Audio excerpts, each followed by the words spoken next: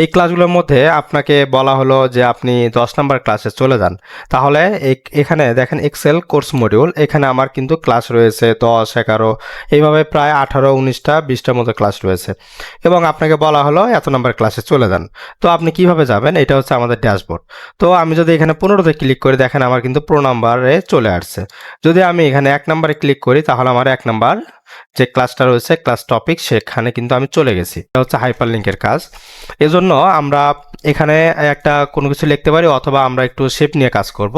প্রথমে ইনসার্টে যাব, ইনসার্ট থেকে একটা শেপ নেব। আপনারা চাইলেও এই শেপটা নিতে পারেন, অথবা আপনারা শেপ ছাড়াও নিতে পারেন। আমি একটা শেপ নিলাম। শেপ নেওয়ার পর আমি এখানে একটু ধরুন এমপ্লয় নেম লিখলাম, দিয়ে একটু লেখাটাকে একটু বড় করে দিলাম। ওকে, এখানে আমার এমপ্লয় নেম, যাতে আমি এখানে ক্লিক করার পর আমার যে শিট থ্রিতে যে আমার এমপ্লয়গুলো আছে, এই এমপ্লয়গুলোতে যেন আমি যেতে পারি। এটা আপনারা কিভাবে করতে পারেন, অর্থাৎ এক ক্লিকে আমরা শিট থ্রিতে যাব।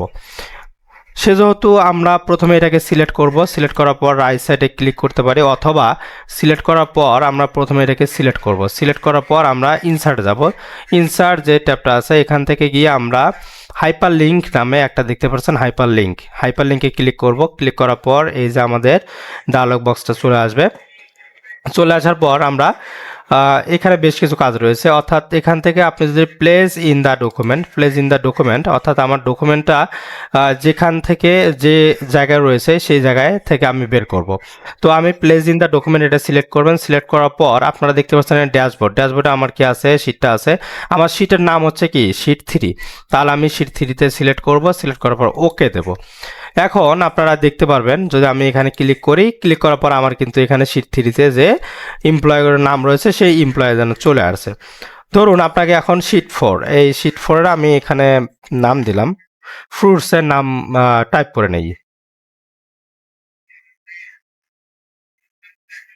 ধরুন আমার এখানে কিছু ফ্রুটস রয়েছে, এখানে কিছু আমার ফ্রুটস রয়েছে, এই ফ্রুটসগুলোতে ফল নাম রয়েছে। এই নামগুলোকে আমি কি করতে চাচ্ছি, এক ক্লিকে যেন আমি এখানে আসতে পারি।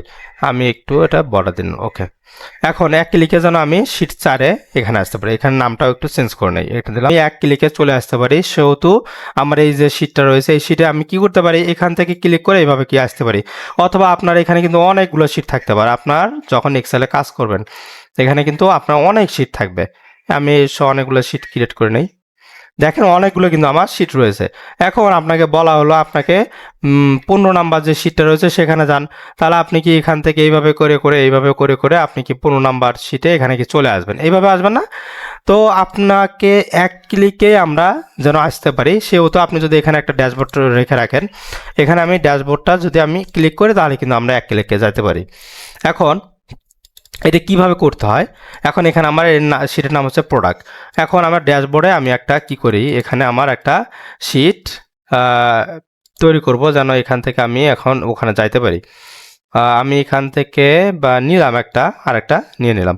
ওকে, এটার আমি নাম দিতে পারি, কি নাম দিতে পারি, প্রোডাক্ট। আরো তাহলে এখানে আপনি প্রথমে কি করবেন, এটা সিলেক্ট করবেন। সিলেক্ট করার পর আপনি ইনসার্টে যাবেন। ইনসার্টে যাওয়ার পর হাইপার লিঙ্কে যাবেন। লিঙ্ক থেকে আপনারা প্লেস টু দিস ডকুমেন্ট এখানে যাবেন। যাওয়ার পর আপনি ড্যাশবোর্ড থেকে দেখতে পাচ্ছেন এখানে শিটগুলো আছে। এখান থেকে আপনি স্ক্রল করে করে আপনার যে শিটে যাবেন, আমি কয় নাম্বার শিটে যাবো, প্রোডাক্টে যাবো। প্রোডাক্টটা সিলেক্ট করবেন, তারপরে ওকে দিবেন। এখন যদি আমি এখানে ক্লিক করি, দেখেন আমার প্রোডাক্টে যে শিটটা রয়েছে এখানে আসছে। এখন তো এইভাবে আপনারা আপনাদের কাজগুলোকে খুব সহজভাবে আরও উপস্থাপন করতে পারেন এবং অনেক ফাস্ট করতে পারেন। তো আমাদের এই ভিডিওগুলো যদি আপনাদের ভালো লেগে থাকে, তাহলে আমাদের চ্যানেলটিকে লাইক, কমেন্ট, সাবস্ক্রাইব করবেন। এবং আমাদের মাইক্রোসফট এক্সেলে কোর্স চালু রয়েছে। আপনারা যদি বিস্তারিত কোর্স করতে চান, আমাদের ফেসবুক পেজে আমাদের হোয়াটসঅ্যাপ নাম্বার দেওয়া আছে, আপনারা যোগাযোগ করবেন।